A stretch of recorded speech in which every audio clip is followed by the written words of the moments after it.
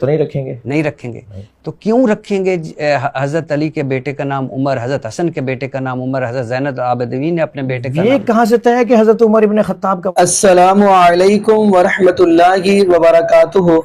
اعوذ باللہ من الشیطان الرجیم. بسم اللہ الرحمن الرحیم.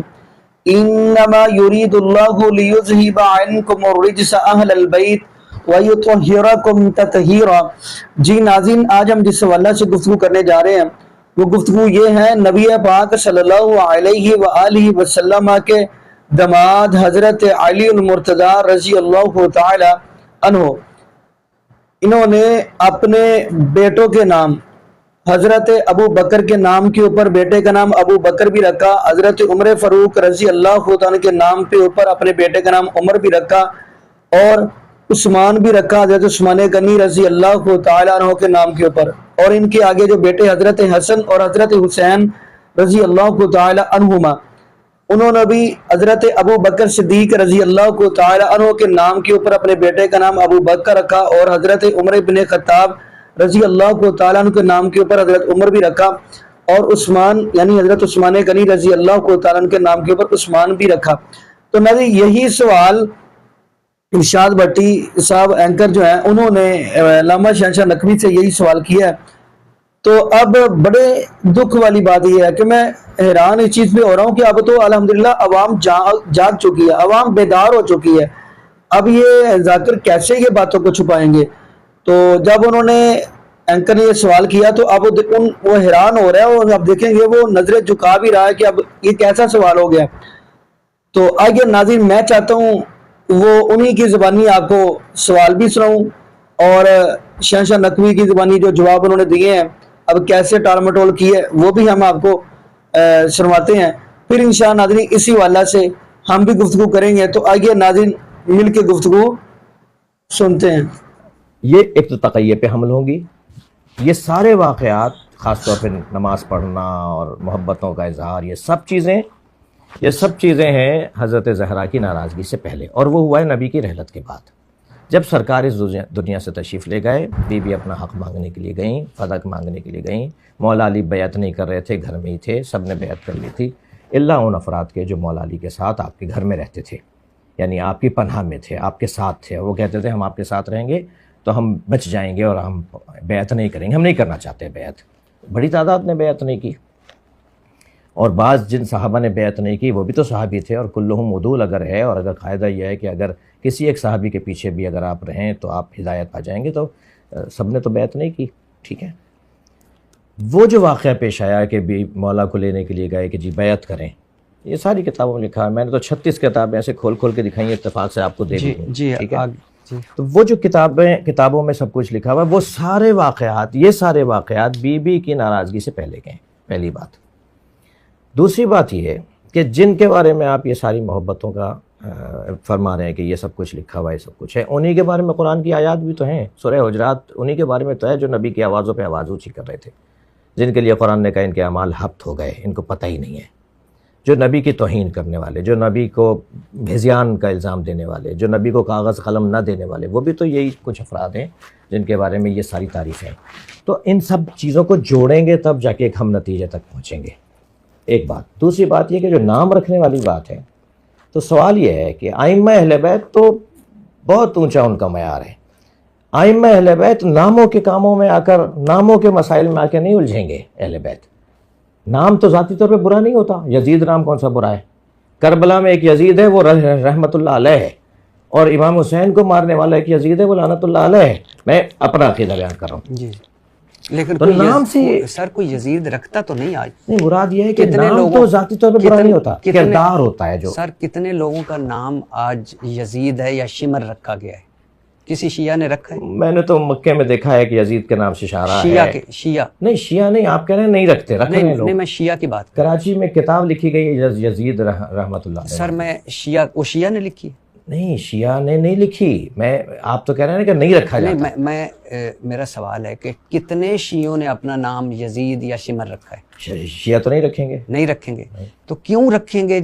حضرت علی کے بیٹے کا نام عمر، حضرت حسن کے بیٹے کا نام عمر، حضرت زین العابدین نے اپنے بیٹے کا یہ نام. کہاں سے طے ہے کہ حضرت عمر ابن خطاب کا وہ نام ہے؟ یہ کہاں سے طے ہے کہ وہ حضرت عمر ابن خطاب کا نام ہے؟ حضرت ابوبکر ابن قحافہ کا نام ہے وہ. یہ کہاں سے طے کر رہے ہیں کہ وہ نام جو اہل بیت نے رکھے وہ ان کے نام تھے؟ یہ نام تو چلے آ رہے تھے نا، ان کے اجداد میں بھی نام تھے. یزید اور شمر ممنوع ہو گئے جب سے واقعہ کربلا ہوا. میں تو اپنے بیٹے کا نام یزید یا شمر نہیں رکھوں گا. ٹھیک ہے، میں شیعہ بھی نہیں ہوں. تو کیوں رکھے ان لوگوں نے اس نام؟ لیے کہ ان کے نام اگر نہیں تھے نا اتنی یہ. بڑی ناراضگی تھی، اتنا نہیں بڑا. ان کے نام نہیں تھے نا، یہ نام تو یہ پہلے سے چلے آ رہے تھے، ان کے اپنے اجداد میں یہ نام تھے. اور پھر یہ نام کوئی پہلی دفعہ تو ان کا تھا نہیں کہ وہ نام رکھیں گے تو انہی کا نام رکھا جا رہا ہوگا. ایک بات. دوسری بات یہ کہ انہوں نے تو نام رکھے. محبت تو دو طرفہ ہونی چاہیے. آپ مجھے 6 مثالیں تو دیجئے، 4 مثالیں تو دیجئے جو علی، فاطمہ، حسن، حسین نام رکھے. 80 سال تک اہل بیت کے نام رکھنے پہ پابندی تھی. دو طرفہ محبت کیوں نہیں ہے؟ اہل بیت کا معیار تو اونچا ہے، وہ تو نام رکھیں گے. وہ ان ناموں کی وجہ سے تناؤ نہیں کریں گے، کھچاؤ نہیں کریں گے، جھگڑا نہیں کریں گے. لیکن اہل بیت کے نام رکھے گئے انہی گھرانوں آپ میں. نے بڑی خوبصورت بات کی کہ اہل بیت تناؤ نہیں کریں گے، جھگڑا نہیں کریں گے. تو یہی تو میں کہہ رہا ہوں کہ یہ جھگڑے کیوں آج پیدا ہو رہے ہیں جو اہل بیت نہیں چاہتے تھے.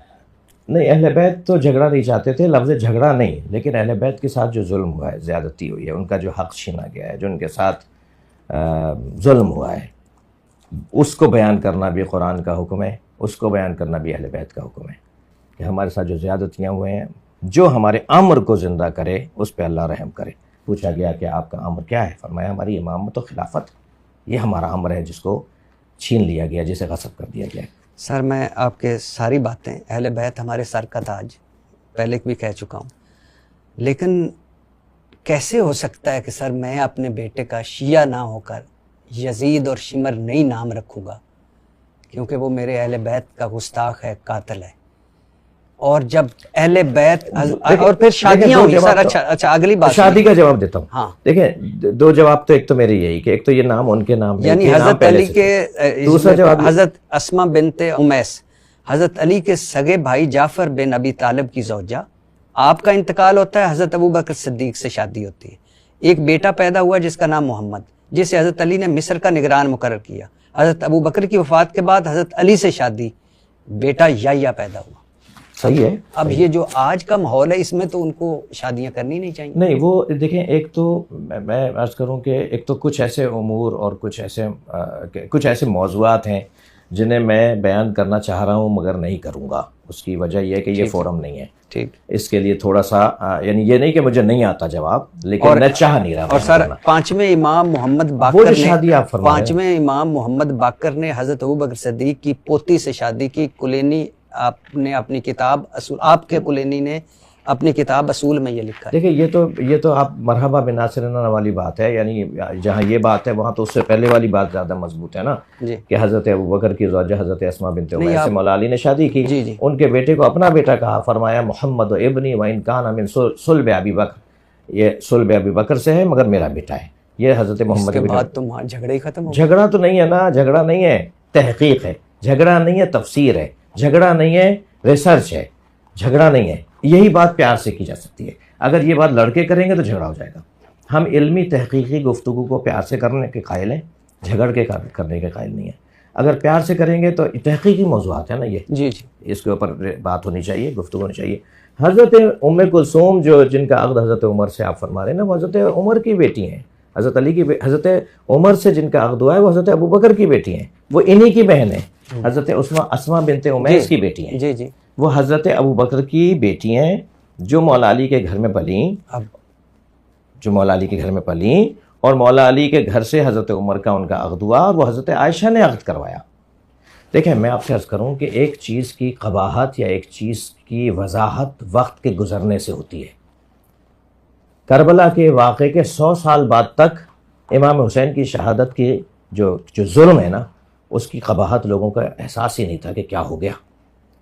100 سال کے بعد آہستہ آہستہ کھلا کہ کتنا بڑا ظلم ہو گیا. آپ مجھے بتانا چاہ رہے ہیں یا میں یہ ہو سکتا ہے آپ کچھ اور بتانا چاہ رہے ہیں، میں یہ سمجھ رہا ہوں کہ جو کچھ حضرت علی رضی اللہ تعالیٰ عنہ، حضرت امام حسین رضی اللہ تعالیٰ عنہ، حضرت امام حسن رضی اللہ تعالیٰ عنہ، حضرت ایون پانچویں امام محمد باقر رضی علیہ السلام، یا رضی اللہ تعالیٰ لگاتے ہیں؟ جی لگا سکتے ہیں. رضی اللہ تعالیٰ عنہ، اس وقت انہوں نے شادیاں کی.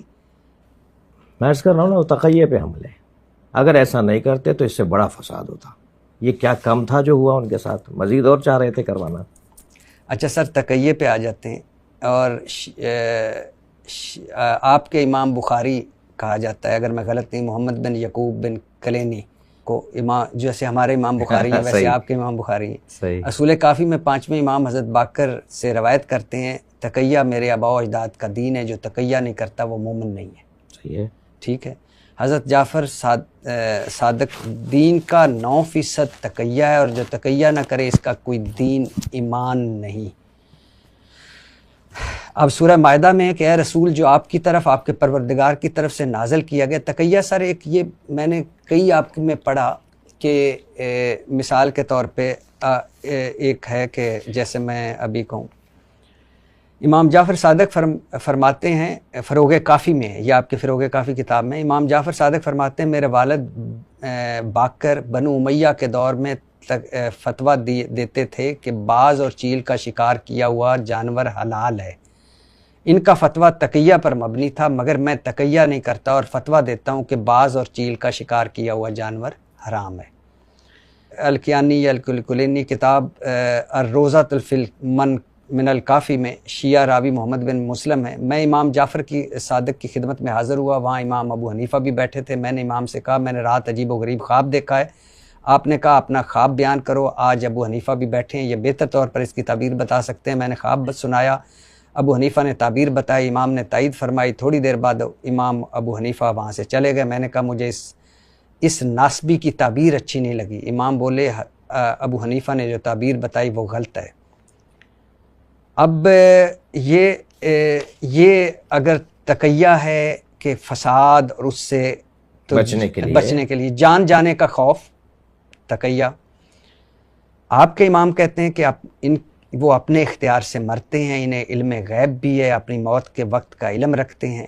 یا جسمانی ایذا کا خوف، مطلب اماموں نے جسمانی ایذا کے خوف سے حق چھپایا. سورہ مائدہ میں ہے کہ اے رسول، جو آپ کی طرف، آپ کے پروردگار کی طرف نازل کیا کہ اس کی اعلانیہ تبلیغ کریں، آپ نے ایسا نہ کیا تو گویا آپ نے رسالت کا حق ادا نہ کیا. سورہ حشر میں اے نبی، جو آپ کو حکم دیا جاتا ہے آپ اعلان اس کا اظہار کریں اور مشرکوں کی پرواہ نہ کریں. حجۃ الوداع کے موقع پر آپ صلی اللہ علیہ وسلم نے فرمایا میرے صحابہ، کیا میں نے رب کا دین تم تک پہنچا دیا؟ صحابہ نے عرض کیا ہاں پہنچا دیا. تب آپ جی ناظرین، آپ نے یہ ویڈیو ملاحظہ فرمائی. ناظرین، اب علامہ شہنشاہ نقوی یہ بات کہہ رہے ہیں، نہیں جی ان کا یعنی کہ حوصلہ دیکھیں، انہوں نے پھر بھی نام رکھے ہیں. تو ناظرین یعنی کہ محبت تھی تو انہوں نے نام رکھے ہیں. تو ناظرین آگے سے ارشاد بھٹی صاحب نے بڑے کمال کے یعنی کہ سوال کیا گیا، لگے کہ پھر آپ اپنے شیعہ میں سے کوئی کسی بیٹے کا نام آپ نے یزید رکھا ہے. تو خیر ناظرین، میں جس حوالے سے گفتگو کرنے جا رہا ہوں وہ یہ ہے کہ انہوں نے نبی پاک صلی اللہ علیہ وآلہ وسلم کے صحابہ کے بارے میں یعنی بات کی ہے کہ معاذ اللہ کیا کروں جملے بولے. خیر ناظرین، جو میں بات کرنا چاہ رہا ہوں، قرآن نے اس بات کی گواہی دے دی ہے کہ حضرت علی المرتضیٰ رضی اللہ کو تعالی عنہ کو ابو بکر صدیق رضی اللہ کو تعالی کے ساتھ محبت، حضرت عمر ابن خطاب کے ساتھ محبت، حضرت عثمان غنی رضی اللہ کو تعالی عنہم سے محبت. قرآن نے بھی اس بات کی گواہی دے دی. اب یہ اس قرآن کی آیت کا پھر کیا کریں گے جو علامہ شہنشاہ نقوی اس آیت کی طرف غور نہیں کر رہے. قرآن کہتے ہیں محمد رسول اللہ صلی اللہ علیہ وآلہ وسلم والذین معہ اشداء علی الکفار رحماء بینہم. فرمایا کافروں کے لیے وہ سخت دل ہے اور آپس میں بڑے نرم ہے. رحماء بینہم صیغہ بھی جمع کا ہے. یہ آیت نبی پاک صلی اللہ علیہ وآلہ وسلم کے انہی صحابہ کے بارے میں نازل ہوئی ہے. اور اگلی بات ہم کرتے چلے، حضرت ابو بکر صدیق رضی اللہ تعالی نبی پاک صلی اللہ علیہ وسلم کے صحابی حضرت ابو بکر صدیق رضی اللہ تعالی، یہ وہ نبی پاک صلی اللہ علیہ وآلہ وسلم کے صحابہ ہیں. یعنی نبی پاک صلی اللہ علیہ وسلم کے یہ وہ صحابی ہیں جن کے بارے میں میرے محبوب علیہ السلام نے فرمایا میں نے پوری دنیا کے احسان کا بدلہ ادا کر دیا ہے لیکن نہیں ادا کر سکا تو ابو بکر صدیق رضی اللہ تعالی عنہ کا نہیں کر سکا. یہ حدیث ہے صحیح البخاری کی. اور اگلی بات ہم کرتے چلے، حضرت ابو بکر صدیق رضی اللہ کو تعالی عنہ، میں کہتا ہوں کوئی ایسا مقام نہیں، یہ ذاکر نہیں دکھا سکتا، کوئی ایسا مقام نہیں جہاں پہ میرے محبوب الاسلام ہو اور ساتھ ابو بکر صدیق نہ ہو۔ آپ بدر کے اندر چلے جائیں تو ابو بکر صدیق رضی اللہ کو تعالی ساتھ ہے، آپ احد کے اندر چلے جائیں تو حضرت ابو بکر صدیق رضی اللہ کو تعالی ساتھ ہیں، اب کہیں بھی چلے جائیں، اب تک غار کے اندر چلے جائیں۔